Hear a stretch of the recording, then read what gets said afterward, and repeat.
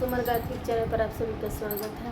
हम लोग कृष्ण भगवान का भजन गाना गाने जा रहे हैं। आप लोग लाइक सब्सक्राइब शेयर करेंगे तो कृष्णा खेले गनवाया कृष्णा खेले गनवा में आई बड़ा नीक लगेला। कृष्णा खेले गनवा में आई बड़ा नीक लगेला। नीक लगेला सखी नीक लगेला हो नीक लगेला।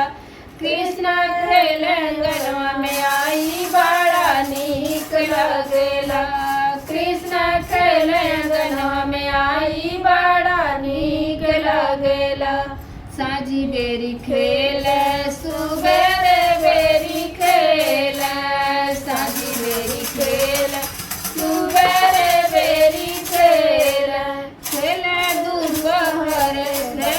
दोपहर बसिया बजाई बड़ा नीक लगेला। खेले दोपहर बसिया बजाई बड़ा नीक लगेला। नीक लगेला नीक लगेला हो नीक लगेला। खेले बसिया बजाई बड़ा नीक लगेला।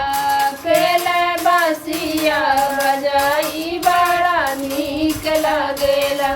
कृष्णा खेले अंगनवा आई बड़ा नीक लगेला। कृष्णा खेले अंगनवा आई बड़ा नीक लगेला।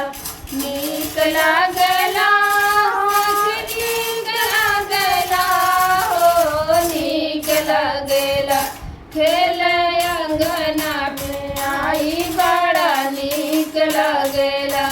खेले अंगना में आई बड़ा नीक लगेला।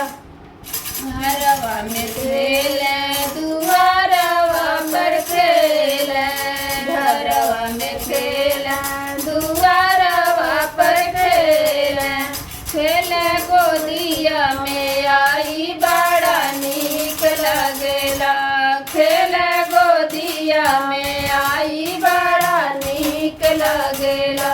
नीक लगेला सखी नीक लगेला हो नीक लगेला। खेले गोदिया में आई बड़ा नीक लगेला। खेले गोदिया में आई बड़ा नीक लगेला। कृष्णा खेले गनवा आई बड़ा नीक लगेला।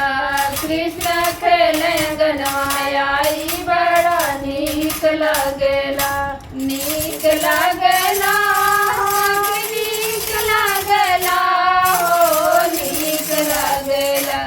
कृष्णा खेले गनवा आई बड़ा नीक लगेला। कृष्णा खेले गनवा आई बड़ा नीक लगेला।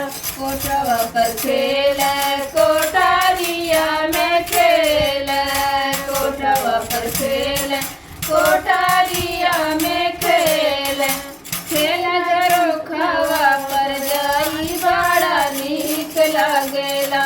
खेले झरोखवा पर जाई बड़ा नीक लगेला। नीक लगेला नीक लगेला हो नीक लगेला। खेले झरोखवा पर जाई बड़ा नीक लगेला।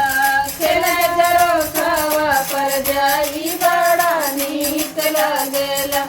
कृष्णा खेले गनवा आई बड़ा नीक लगेला। कृष्णा खेले गनवा आई बड़ा नीक लगेला। नीक लगेला नीक लगेला हो नीक लगेला। खेले गनवा में आई बड़ा नीक लगेला। खेले